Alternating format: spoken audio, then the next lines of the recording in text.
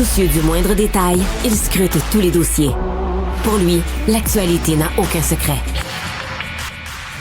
Alexandre Dubé. Grand discours à la nation du président américain hier. Non pas pour nous parler de l'Iran, là, non pas pour nous annoncer, par exemple, une reprise des hostilités ou un accord de dernière minute. Non. Hier, le président avait encore une petite crotte sur le cœur en ce qui concerne sa défaite électorale puis les élections. Fait que là, il a ramené de l'avant toutes sortes d'affirmations qu'on a déjà entendues à de multiples reprises. D'ailleurs, Georges Mercier est analyste, doctorant en sciences politiques au Centre de recherche internationale de Sciences Po Paris à l'Université de Montréal. Salut Georges. Salut Alex. Bon, alors, tu as écouté avec ton calepin là, le discours du président américain hier. Qu'est-ce que tu as retenu d'abord? D'abord, j'ai écouté, j'ai pris des notes et j'ai surtout retenu que j'étais déçu. Ah oui? Parce qu'on avait fait monter les attentes. Bon, plusieurs commentateurs s'attendaient à une annonce extraordinaire qui aurait surpris tout le monde, qui aurait défrayé les manchettes. Eh bien non. En fait, tout ce que Donald Trump a fait hier, bon, c'est quand même astucieux ce qu'il a essayé de faire, c'est soulever des doutes sur la sécurité des élections américaines en informant le peuple américain de certaines informations qui, oui, peuvent mener à avoir des doutes. Bon.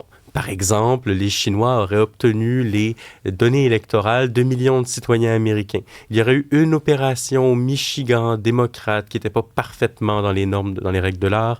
Les machines électorales auraient certaines vulnérabilités. Mais ce qui est vraiment intéressant, c'est qu'il n'a pas franchi un pas. Il n'a pas dit « j'ai découvert des preuves irréfutables de fraude ». Tout ce qu'il a été capable de dire, et c'est peut-être parce que c'est tout ce qu'il a été capable de trouver depuis son retour à la Maison-Blanche, c'est des éléments qui montrent que les élections pourraient être un peu plus sécuritaires. Pas qu'elles ne sont pas sécuritaires, pas qu'il y a eu de la fraude, pas qu'elles ne sont pas free and fair, mais simplement qu'il y a certaines vulnérabilités à corriger. Autre élément intéressant, il n'a pas appelé à des mesures particulièrement drastiques pour lutter contre ça. Il s'est borné à dire la Maison-Blanche va collaborer avec différents États pour les informer des vulnérabilités qu'il faudrait corriger. Il y a deux manières de voir ce discours-là. La première manière, c'est qu'il est dans une opération pour semer des doutes, justement, sur la légitimité des élections à la veille des élections de mi-mandat qu'il va probablement perdre, que son parti va probablement perdre. Deuxième manière, c'est essentiellement une grande entreprise de relations publiques pour motiver les Américains à faire pression sur leurs politiciens pour qu'ils passent finalement le Save America Act. Save America Act qui est une véritable obsession de Donald Trump depuis plusieurs semaines. Qu'est-ce que ça changera d'ailleurs, ce... c'est une loi qui demanderait essentiellement aux électeurs de présenter une pièce d'identité photo pour voter et de prouver qu'ils sont bel et bien citoyens américains pour s'enregistrer sur les listes électorales et aussi qui limiterait fortement le vote par correspondance. Donc Trump est persuadé que le vote par correspondance est un nid de corruption essentiellement. Bon, le problème avec ça, c'est quoi, le Save America Act? C'est que d'abord, c'est pas toujours facile d'obtenir une pièce d'identité avec photo. Donc la crainte chez les démocrates, c'est que des millions d'électeurs qui devraient avoir le droit de voter ne pourront pas voter. Avec comme présupposé sous-jacent que souvent, les gens qui n'ont pas de pièce d'identité avec photo, ce sont des membres des minorités qui tendent assez majoritairement à voter pour les démocrates. Donc, du côté démocrate, on a peur de perdre des électeurs. Du côté républicain, évidemment, on présente ça comme une mesure de sécurité électorale. Le problème pour Trump, c'est que s'il veut la faire adopter, sa loi, elle doit passer au Sénat. Il a besoin de 60 votes, il ne les a pas. Les 60 votes au Sénat, et il ne cesse de s'aliéner les sénateurs républicains qui pourraient l'aider de manière un peu plus musclée. Donc, il ne joue pas bien son jeu ici. Mais tu sais, son argument de dire il faut resserrer la sécurité autour du vote pour s'assurer que chaque personne qui vote est légitime, j'ai pas de problème avec ça. Mais quand il ressasse là, ses vieilles affaires, puis là, il ramène ça de l'avant, puis plusieurs analystes aussi s'entendaient pour dire que il n'y avait pas tant de preuves de ce qui avançait. Là. C'était encore une fois là, des allégations un peu en l'air. Autre fait intéressant, Georges, le fait que plusieurs réseaux américains, pensons à ABC, NBC, n'ont même pas voulu diffuser l'adresse à la nation du président. Non, mais rapporte-toi un peu en arrière. Là.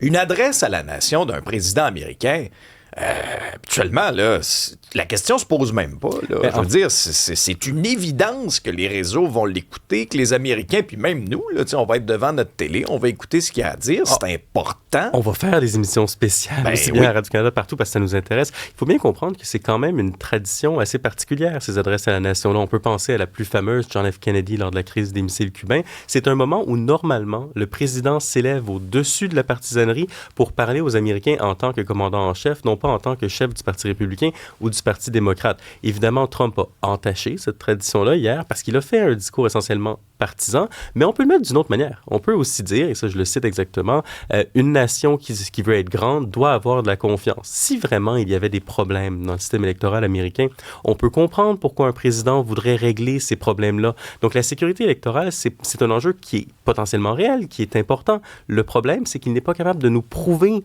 que bel et bien il y a un enjeu ici en la matière. Juste un point très intéressant là-dessus. Quand on s'intéresse aux sondages sur la confiance dans les élections aux États-Unis, on se rend compte qu'elle a un peu diminué dans les dernières années. Est-ce que c'est l'effet des discours de Trump? Peut-être. Est-ce que c'est juste un signe de la polarisation des États-Unis? Peut-être. Il y a environ 6 Américains sur 10 qui ont plus ou moins confiance dans le système électoral.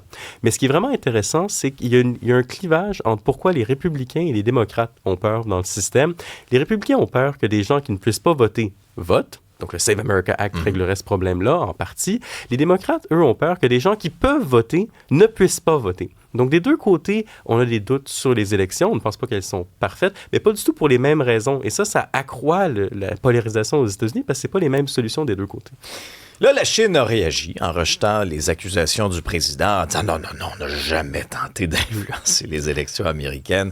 Après ça, bon, ce que la Chine dit, on peut peut-être être très sceptique, mais c'est quand le président s'est mis aussi à déraper en disant là, il y a des journalistes payés par la Chine qui ont écrit des choses méchantes sur moi. Puis, tu sais, c'est là qu'il se met à s'égarer. Est-ce qu'il se tire dans le pied lorsqu'il tient ce genre de discours-là en pleine adresse à la nation? Écoute, Alexandre, je pense qu'il y a deux manières de gagner une élection. On peut essayer de tenter de régler les problèmes pour lesquels les électeurs nous ont élus. Aux États-Unis, c'est à peu près toujours les questions économiques qui déterminent le vote. Il y a d'autres enjeux, mais ce ne sont pas les enjeux prioritaires. Donald Trump n'a pas rempli ses promesses jusqu'à maintenant. Il aurait pu faire un discours où il ferait la liste des initiatives qu'il a mis de l'avant. C'est ce qu'il a fait au début de son discours. Puis il y a certaines mesures économiques que Trump a mis en place. Bon, certaines choses sur les médicaments, no tax on tips, des mesures plus populistes, mais il a fait des choses dans la matière. Il pourrait se contenter de parler de ça.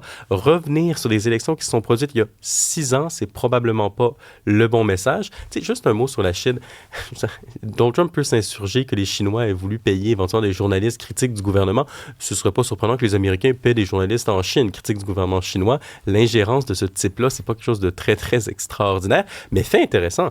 Si vraiment la Chine, un État souverain, a voulu s'ingérer dans les élections des États-Unis, c'est assez grave comme affirmation. Pourquoi est-ce qu'il n'annonce pas de mesures de rétorsion contre la Chine? Donc, si vraiment il y avait des preuves, c'est peut-être ce qu'il aurait fait. Le fait qu'il n'annonce rien de tel, ça nous indique qu'on est plutôt dans l'effet d'annonce, puis dans le doute qu'autre chose. Et pendant ce temps-là, on assiste encore à une escalade dans le conflit avec l'Iran. On aurait d'ailleurs commencé du côté américain à cibler des infrastructures, là, entre autres les ponts. C'est une menace qu'on entend depuis quelque temps déjà. C'est qu'en fait, il y a une vraie escalade en Iran, puis j'écoutais en m'en venant sur une autre radio quelqu'un qui disait « On en parle de moins en moins, la nouvelle est de plus en plus courte parce que ça se ressemble tout le temps. » Mais c'est pas vrai que ça se ressemble tout le temps. Là, au contraire, depuis une semaine, on voit une gradation assez marquée des attaques américaines en Iran, peut-être pour se donner les capacités de faire une opération à plus grande ampleur, mais là, on aurait frappé des ponts et un chemin de fer. Pour les Iraniens, c'était à peu près une ligne rouge de frapper les infrastructures civiles. Il faudra voir quelle sera leur réplique, mais on n'est vraiment pas sorti du bois, et c'est pas seulement la même nouvelle qui se répète. Là, il y a un changement qualitatif dans le statut de la guerre.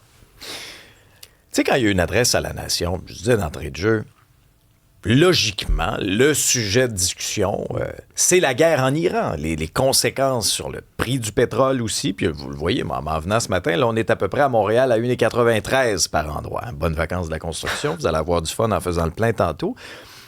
Tu sais, on se serait attendu à ce genre de sortie-là du président américain qui nous aurait fait une annonce, je sais pas moi, en disant on va redoubler les attaques, on va mettre les menaces à exécution, on va cibler effectivement les ponts, les centrales, etc. C'est ce à quoi on se serait attendu d'un président en temps de guerre. Moi, j'étais peut-être ultra optimiste, mais je me disais peut-être qu'il y a une chance qu'hier, en fait, il a laissé entendre, c'était sur les élections, il va nous parler de l'Iran, que les Américains, par exemple, auraient saisi l'île de Karg, cette île qui permet aux Iraniens d'exporter du pétrole, ce qui aurait été une augmentation significative de la guerre. Donc non, c'est pas ce qu'il a fait. D'ailleurs, parlant de ça, Trump avait fait l'hiver dernier une charte d'adresse à la nation par rapport au conflit en Iran qui n'avait pas été claire, qui n'avait pas détaillé les objectifs de la guerre, qui nous avait à peu près rien appris. Un président normal, ça ferait longtemps qu'il se serait adressé aux Américains pour détailler clairement, voilà pourquoi je suis en Iran, voilà ce que je veux y faire, voilà les moyens que je mets en place, voilà pourquoi vous devez me soutenir. Il refuse de faire ça. Et évidemment, ça mine l'effort de guerre, ça mine la confiance des Américains dans l'opération et ça le mine dans son effort pour les prochains midterms. Et puis pour le détroit d'Ormuz, puis la circulation, la libre circulation, il n'y a rien qui est moins sûr, Georges. Là, tu nous parlais d'ailleurs hier de l'autre détroit, l'autre alternative, le détroit de Bab el-Mandeb. Dans ce cas-ci, est-ce qu'il pourrait, au cours de la fin de semaine, se passer quelque chose? En fait, là, l'enjeu, c'est que les Iraniens sont alliés avec les Houthis. Les Houthis, c'est une milice islamiste qui sévit au Yémen. Bon, le Yémen est proche du détroit de Bab el-Mandeb, où transitent entre 20 et 25% de tout le trafic de conteneurs de la planète. Donc, un autre détroit ultra important. J'espère qu'on n'aura pas à retenir son nom par cœur. Le problème, on s'en vient bien. Là. Malheureusement. Mais c'est que les Iraniens avaient dit aux Houthis, si les Américains frappent des infrastructures énergétiques, vous devez tenter de le fermer. Et ce que la guerre en Iran nous a appris, c'est que fermer un détroit, c'est assez facile. Ça ne demande pas beaucoup de ressources. Essentiellement, tout ce qu'il suffit de faire, c'est de convaincre les opérateurs de navires que le risque est trop grand pour que les assureurs n'assurent plus ou assurent à un prix tellement cher que ça ne vaut plus la peine et qu'on ne passe plus par ces endroits-là. On verra si les Iraniens activent cette option économique nucléaire-là, parce que ça ferait quand même entrer dans le conflit beaucoup d'autres belligérants. C'est à voir, mais peut-être la fin de semaine va être significative en la matière. C'est sûr que quand t'en bombardes quelques-uns, c'est un peu dissuasif. Hein? Un peu dissuasif. Plus trop d'y aller. Merci, Georges. À bientôt. Salut.